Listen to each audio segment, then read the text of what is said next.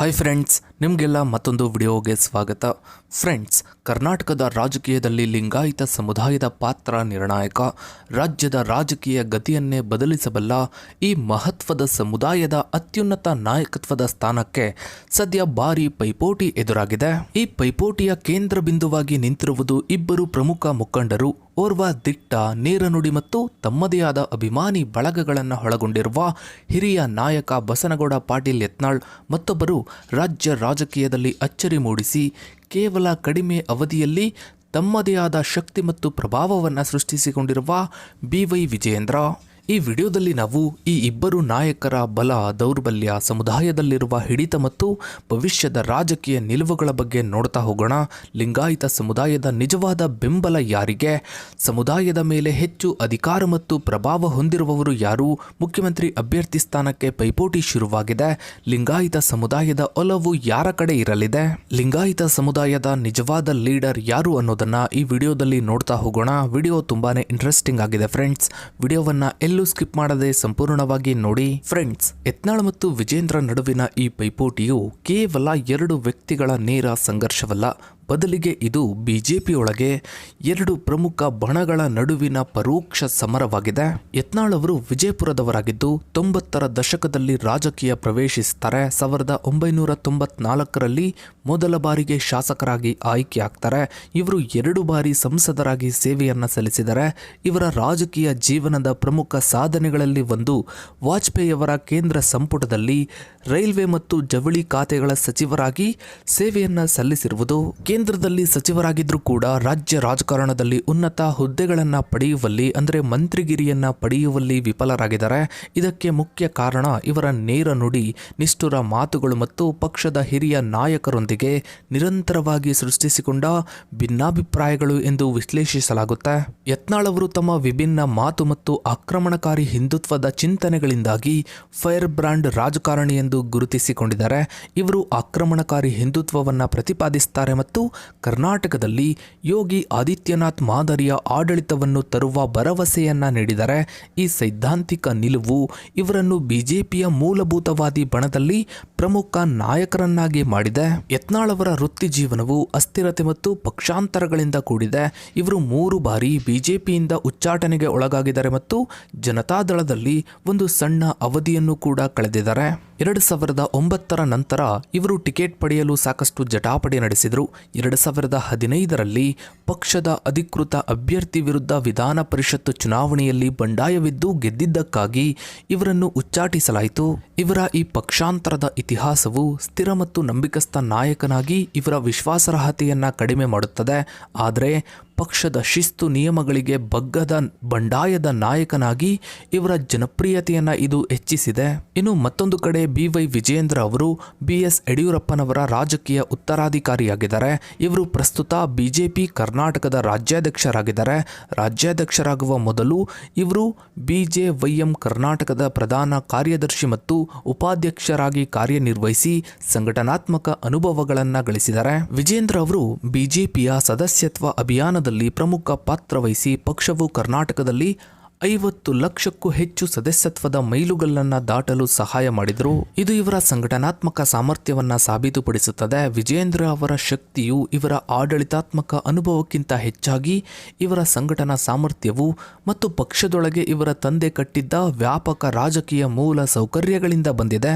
ಇನ್ನು 2023ರ ವಿಧಾನಸಭಾ ಚುನಾವಣೆಯಲ್ಲಿ ವಿಜೇಂದ್ರ ಅವರು ತಮ್ಮ ತಂದೆಯ ಭದ್ರಕೋಟೆಯಾದ ಶಿಕಾರಿಪುರದಿಂದ ಸ್ಪರ್ಧಿಸಿ ಭರ್ಜರಿ ಗೆಲುವನ್ನ ಸಾಧಿಸಿದರು. ಹಿಂದಿನ ಉಪಚುನಾವಣೆಗಳಲ್ಲಿ ಅಂದರೆ KR ಪೇಟೆ, ಸಿರಾ, ಬಸವ ಕಲ್ಯಾಣ ಸೇರಿದಂತೆ ಹೀಗೆ ಉಪಚುನಾವಣೆಗಳಲ್ಲಿ ಪಕ್ಷದ ಸ್ಥಾನಮಾನವನ್ನು ಹೆಚ್ಚಿಸುವಲ್ಲಿ ಇವರು ಪ್ರಮುಖ ಪಾತ್ರವನ್ನು ವಹಿಸಿದರು. ಕಷ್ಟಕರವಾದ ಚುನಾವಣೆಗಳಲ್ಲಿನ ಈ ಯಶಸ್ಸು ಕೇವಲ ಕುಟುಂಬದ ಹೆಸರಿಗಿಂತ ಹೆಚ್ಚಾಗಿ ಇವರ ಕಾರ್ಯತಂತ್ರದ ಸಾಮರ್ಥ್ಯ ಮತ್ತು ಸಂಘಟನಾ ನೈಪುಣ್ಯತೆಯನ್ನು ದೃಢೀಕರಿಸುತ್ತೆ. ಇನ್ನು ಆರ್ಥಿಕ ಬಲದ ವಿಶ್ಲೇಷಣೆಯು ಈ ನಾಯಕರ ಸಂಪನ್ಮೂಲಗಳನ್ನು ಅರ್ಥ ಮಾಡಿಕೊಳ್ಳಲು ಸಹಾಯ ಮಾಡುತ್ತೆ. 2023ರ ಚುನಾವಣಾ ಅಫಿಡವಿಟ್ ಪ್ರಕಾರ ವಿಜೇಂದ್ರ ಅವರ ಘೋಷಿತ ಆಸ್ತಿಯ ಮೌಲ್ಯವು ಸುಮಾರು 126 ಕೋಟಿಗೂ ಹೆಚ್ಚು. ಇದೇ ಅವಧಿಯಲ್ಲಿ ಯತ್ನಾಳ್ ಅವರ ಆಸ್ತಿಯ ಮೌಲ್ಯವು ಸುಮಾರು 26 ಕೋಟಿಗೂ ಹೆಚ್ಚು. ಈ ದೊಡ್ಡ ಆರ್ಥಿಕ ವ್ಯತ್ಯಾಸವು ಯಡಿಯೂರಪ್ಪ ಕುಟುಂಬದ ಪ್ರಬಲ ಆರ್ಥಿಕ ಮತ್ತು ರಾಜಕೀಯ ಹಿಡಿತವನ್ನ ಸೂಚಿಸುತ್ತೆ. ವಿಜೇಂದ್ರರ ಹೆಚ್ಚಿನ ಸಂಪತ್ತು ಕುಟುಂಬ ರಾಜಕಾರಣದ ಆರೋಪಕ್ಕೆ ಮತ್ತಷ್ಟು ಪುಷ್ಟಿಯನ್ನ ನೀಡುತ್ತೆ. ಇದು ಚುನಾವಣಾ ಸಮಯದಲ್ಲಿ ವ್ಯಾಪಕವಾದ ಪ್ರಚಾರ ಮತ್ತು ರಾಜಕೀಯ ಬೆಂಬಲವನ್ನು ಕ್ರೋಢೀಕರಿಸಲು ಬೃಹತ್ ಸಂಪನ್ಮೂಲವನ್ನ ಒದಗಿಸುತ್ತೆ. ಇನ್ನು ಯತ್ನಾಳ್ ಬಣವು ಈ ಆರ್ಥಿಕ ಅಸಮಾನತೆಯನ್ನ ಬಳಸಿಕೊಂಡು ತಮ್ಮ ಭ್ರಷ್ಟಾಚಾರ ಮುಕ್ತ ಮತ್ತು ಪರಿಶುದ್ಧ ರಾಜಕೀಯ ವಾದಗಳನ್ನು ಬಲಪಡಿಸಲು ಪ್ರಯತ್ನಿಸುತ್ತದೆ. ಇನ್ನು ಲಿಂಗಾಯತ ಸಮುದಾಯವು ಬಿಜೆಪಿಯ ರಾಜಕೀಯ ಶಕ್ತಿಯ ಕೇಂದ್ರವಾಗಿದೆ. ಈ ನಾಯಕರ ಪೈಪೋಟಿಯಲ್ಲಿ ಸಮುದಾಯದ ಬೆಂಬಲ ಯಾರಿಗೆ ಹೆಚ್ಚು ಎಂಬುದನ್ನು ತಿಳಿಯಲು ಪ್ರಾದೇಶಿಕ ಹಂಚಿಕೆ ಮತ್ತು ಉಪಪಂಗಡಗಳ ರಾಜಕೀಯವನ್ನು ಪರಿಗಣಿಸಬೇಕು. BS ಯಡಿಯೂರಪ್ಪ ಅವರು ಸಂಪೂರ್ಣ ಲಿಂಗಾಯತ ಸಮುದಾಯದ ನಾಯಕರಾಗಿ ಗುರುತಿಸಲ್ಪಟ್ಟಿದ್ದಾರೆ. ವಿಜೇಂದ್ರ ಅವರು ಈ ಸಮಗ್ರ ನಾಯಕತ್ವದ ಉತ್ತರಾಧಿಕಾರಿಯಾಗಿದ್ದಾರೆ. ಯತ್ನಾಳ್ ಅವರು ಲಿಂಗಾಯತ ಉಪಪಂಗಡಗಳಲ್ಲಿ ಅತಿ ದೊಡ್ಡದಾದ ಪಂಚಮಸಾಲಿ ಸಮುದಾಯಕ್ಕೆ ಸೇರಿದವರು. ಇವರು ಇತ್ತೀಚಿನ ವರ್ಷಗಳಲ್ಲಿ ಪಂಚಮಸಾಲಿ ಮೀಸಲಾತಿ ಹೋರಾಟದ ಮುಂಚೂಣಿಯಲ್ಲಿದ್ದು ಉಪಪಂಗಡಗಳ ನಾಯಕತ್ವವನ್ನು ಗಳಿಸಲು ಮತ್ತು BSY ಕುಟುಂಬದಿಂದ ಸಮುದಾಯದ ಅಧಿಕಾರವನ್ನ ಪಡೆಯಲು ಪ್ರಯತ್ನಿಸ್ತಾ ಇದ್ದಾರೆ. ಯತ್ನಾಳ್ ಅವರು ಪಂಚಮಸಾಲಿ ಮೀಸಲಾತಿ ಅಸ್ತ್ರವನ್ನ ಬಳಸ್ತಾ ಇರುವುದು BSY ಅವರ ಒಮ್ಮತದ ಲಿಂಗಾಯತ ನಾಯಕತ್ವವನ್ನು ಉಪಪಂಗಡದ ಮಟ್ಟದಲ್ಲಿ ವಿಭಜಿಸಲು ನಡೆಸ್ತಾ ಇರುವ ರಾಜಕೀಯ ತಂತ್ರವಾಗಿದೆ. ಈ ವಿಧಾನವು ಉತ್ತರ ಕರ್ನಾಟಕದಲ್ಲಿ ಪ್ರಬಲ ನೆಲೆಯನ್ನ ಸೃಷ್ಟಿಸಿದರೂ ಇತರೆ ಪ್ರಬಲ ಲಿಂಗಾಯತ ಉಪಪಂಗಡಗಳ ಬೆಂಬಲವನ್ನು ಸೀಮಿತಗೊಳಿಸಬಹುದು. ಯತ್ನಾಳ್ ಅವರ ಪ್ರಭಾವವು ಪ್ರಧಾನವಾಗಿ ಉತ್ತರ ಕರ್ನಾಟಕದ ಕೃಷ್ಣ ಜಲಾನಯನ ಪ್ರದೇಶದ ಲಿಂಗಾಯತ ರಾಜಕಾರಣದ ಕೇಂದ್ರದ ಮೇಲೆ ಕೇಂದ್ರೀಕೃತವಾಗಿದೆ. ಇದು ಇವರ ವೈಯಕ್ತಿಕ ವರ್ಚಸ್ಸಿನಿಂದ ಕೂಡಿದೆ. ಇನ್ನು ವಿಜೇಂದ್ರ ಅವರ ಪ್ರಭಾವವು ರಾಜ್ಯದಾದ್ಯಂತ ಹರಡಿದೆ, ಏಕೆಂದರೆ ಇವರು ಸಂಪೂರ್ಣ ಸಾಂಸ್ಥಿಕ ಪಕ್ಷದ ಮುಖ್ಯಸ್ಥರಾಗಿದ್ದಾರೆ. ಇವರು ಹಳೆ ಮೈಸೂರು ಭಾಗದಲ್ಲಿ ಪಕ್ಷದ ನೆಲೆಯನ್ನು ವಿಸ್ತರಿಸುವಲ್ಲಿ ಯಶಸ್ವಿಯಾಗಿದ್ದಾರೆ. ಅಲ್ಲಿ ಒಕ್ಕಲಿಗ ಸಮುದಾಯದ ಪ್ರಾಬಲ್ಯವು ಹೆಚ್ಚಿದೆ. ಯತ್ನಾಳ್ ಅವರು ಸ್ಥಳೀಯ ರಾಜಕೀಯ ಶಕ್ತಿಯಾಗಿದ್ದರೆ ವಿಜೇಂದ್ರ ಅವರು ಸಾಂಸ್ಥಿಕ ಮತ್ತು ಕಾರ್ಯಾಚರಣೆಯ ಪ್ರಭಾವವನ್ನು ಪ್ರತಿನಿಧಿಸುತ್ತಾರೆ. ಚುನಾವಣಾ ಯಶಸ್ಸಿಗೆ BSY ಮೂಲಕ ವಿಜೇಂದ್ರರಿಗೆ ದೊರೆಯುವ ಸಮಗ್ರ ಲಿಂಗಾಯತ ಬೆಂಬಲ ನಿರ್ಣಾಯಕವಾಗಿರುತ್ತೆ. ಇನ್ನು ಯತ್ನಾಳ್ ಮತ್ತು ವಿಜೇಂದ್ರ ಅವರಲ್ಲಿ ಯಾರಿಗೆ ಮುಖ್ಯಮಂತ್ರಿ ಅಭ್ಯರ್ಥಿಯಾಗುವ ಸಾಮರ್ಥ್ಯವಿದೆ ಎಂಬುದನ್ನು ವಿಶ್ಲೇಷಿಸಲು ಇವರ ಪಕ್ಷದೊಳಗಿನ ಸ್ವೀಕಾರಾರ್ಹತೆ ಮತ್ತು ಸ್ಥಿರತೆಯನ್ನು ಪರಿಗಣಿಸಬೇಕು. ಯತ್ನಾಳ್ ಅವರು ವಿಜೇಂದ್ರ ವಿರುದ್ಧ ರಾಜ್ಯಾಧ್ಯಕ್ಷ ಚುನಾವಣೆಗೆ ಸ್ಪರ್ಧಿಸುವುದಾಗಿ ಹೇಳಿಕೆ ನೀಡಿರುವುದು ಇದು ಪಕ್ಷದ ನಾಯಕತ್ವವನ್ನು ಪ್ರಶ್ನಿಸುವ ಬಂಡಾಯದ ತಂತ್ರವೇ ಹೊರತು CM ಅಭ್ಯರ್ಥಿಯಾಗುವ ನೈಜ ಮಾರ್ಗವಲ್ಲ. ಬಿಜೆಪಿ ದೀರ್ಘಾವಧಿಯಲ್ಲಿ ಲಿಂಗಾಯತ ಸಮುದಾಯದ ಒಮ್ಮತದ ನಾಯಕತ್ವವನ್ನು ಬಲಪಡಿಸಬೇಕಾಗಿದೆ. ಯತ್ನಾಳ್ ಅವರ ಆಕ್ರಮಣಕಾರಿ ಹಿಂದುತ್ವ ಮತ್ತು ಪಂಚಮಸಾಲಿ ರಾಜಕೀಯವು ಪಕ್ಷಕ್ಕೆ ಮತಗಳನ್ನು ತರಬಹುದಾದ ಪ್ರಾದೇಶಿಕ ಶಕ್ತಿಯಾಗಿದ್ದರೆ ಅವರ ಅಸ್ಥಿರತೆಯು ಸಾಂಸ್ಥಿಕ ನಾಯಕತ್ವಕ್ಕೆ ಮಾರಕವಾಗಿದೆ. ಇನ್ನು ಮತ್ತೊಂದು ಕಡೆ ವಿಜೇಂದ್ರ ಅವರು BSY ಪರಂಪರೆಯನ್ನು ಬಳಸಿಕೊಂಡು ಸಂಸ್ಥೆಯನ್ನು ಬಲಪಡಿಸಬೇಕು ಮತ್ತು ಯತ್ನಾಳ್ ಬಣವು ಎತ್ತಿರುವ ಕುಟುಂಬ ರಾಜಕಾರಣದ ಆರೋಪಗಳನ್ನು ತೊಡೆದು ಹಾಕಲು ಸ್ವತಂತ್ರವಾಗಿ ತಮ್ಮ ನಾಯಕತ್ವವನ್ನು ಸಾಬೀತುಪಡಿಸಬೇಕು.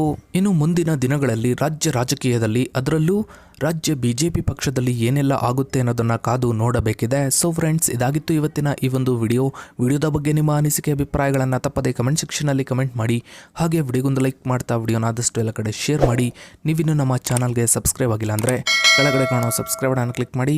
ಹಾಗೆ ಪಕ್ಕದಲ್ಲಿ ಕಾಣೋ ಬೆಲ್ ಐಕಾನ್ ಕೂಡ ಕ್ಲಿಕ್ ಮಾಡಿ. Thanks for watching.